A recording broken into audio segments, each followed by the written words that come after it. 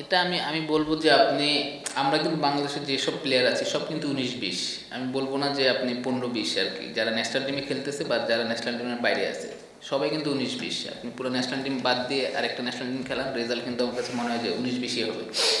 তো আমার কাছে মনে হয় যে অ্যাজ এ প্লেয়ার হিসেবে উইকেটটা রিড করা খুব ইম্পর্টেন্ট। আপনি যে সিচুয়েশনেই ব্যাটিং করেন না কেন উইকেটটা বোঝাটা খুব ইম্পর্টেন্ট, যে এখানে বল টার্ন করলে আমার জন্য রানের কোন দিক থেকে রান করতে আমার সহজ হবে, বল সুইং করলে আমার কী করা দরকার, ড্রাইভ খেলবো কি খেলবো না। তো এই জিনিসটা বোঝাটা খুবই জরুরি। আপনি অ্যাজ এ ব্যাটসম্যান হিসেবে আপনি উইকেটটা যত ভালো বুঝবেন আপনি তত ভালো, মানে তত বেশি সাকসেস হবে। না ফিনিশার আছে না, কত ফিনিশার আছে ন্যাশনাল টিমে। আর আমাদের তো যতটুকু জানি যে 20 বছরের পাইপলাইন নাকি প্লেয়ার আছে পাইপলাইনের। না অন্যায় আমি সেটা বলবো না, ওরা আমাদের চেয়ে বেটার বলেই তো ওরা ন্যাশনাল টিমে আছে। তো অন্যায় ঠিক না। আপনি যদি দেখেন যে ন্যাশনাল টিমের প্লেয়ার কয়টা প্লেয়ার আছে, আরও তো অনেক জায়গায় অপশন ফাঁকা আছে। তো এই জায়গায় তো আমাদের লোকাল প্লেয়াররা তো খেলতেছেই। আপনি যদি দেখেন আমাদের পাওয়ার প্লেয়ার মধ্যে বোলিং করতেছে তাসকিনের সাথে কি বলে এটাকে সাইফুদ্দিন বোলিং করতেছে, তারপরে স্পিনার আমি বোলিং করতেছি মাঝে মধ্যে। তাহলে যদি প্রায়োরিটি দেওয়া হইতো তাহলে আমার জায়গায় হয়তো সাইফ বোলিং করতো। তো আমার কাছে মনে হয় যে সব কিছুই ঠিক আছে আর কি, ব্যালেন্স আছে।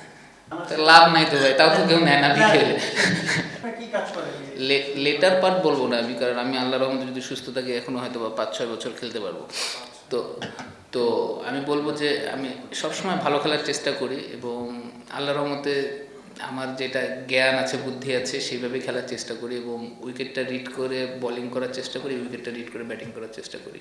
তো নতুন এবং ফিরে আসা গ্রাহকদের জন্য নগদে চলছে ক্যাশব্যাক সহ প্রতিদিন হাজারো উপহার জেতার সুযোগ। হবে আশা আর ফেরা সারপ্রাইজ সেরা। না সমস্যা নেই, আমি তো আর কথা বলতে পারবো না টেকনিক্যালি, বাট আমার কাছে মনে হয় যে ওর একটা ফ্লো দরকার। ধরেন যে হয়তো বা ও পাওয়ার প্লের মধ্যে ব্যাটিং করতে নামতেছে, ও যদি আর্লি অন ধরেন যে 5-7 বলের মধ্যে 2-1 বাউন্ডারি পেয়ে যায় তাহলে ওর জন্য খেলাটা মনে হয় ইজি হয়ে যাবে। বাট ও হয়তো বা সেটা পাচ্ছে না। বাট আপনি যখন ফর্মে থাকবেন না তখন অটোমেটিকলি কিছু ভুল ডিসিশনে আপনি আউট হবেন বা কপালে থাকবে না, দেখবেন ভালো বলে আউট হয়ে গেছেন। তো আমার বিশ্বাস যে ও কাম ব্যাক করবে আর কি এখান থেকে। কোন বয়সে ভাই আমি বুঝলাম না ভাই।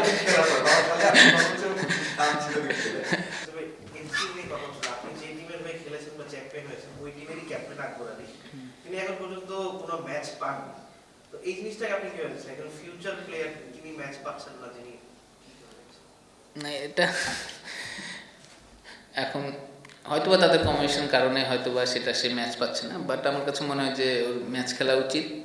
এখন আপনি যদি দেখেন টিমে তো 11 জন খেলবে আর কি, আপনি এখন হয়তোবা ওর জায়গায় অন্য কেউ খেলতেছে, বাট এটা নিয়ে আমি আসলে কিছু বলার নেই, বাট ও খেলা উচিত আর কি, শুধু এতটুকু। ভাই হয়েছে ভাই।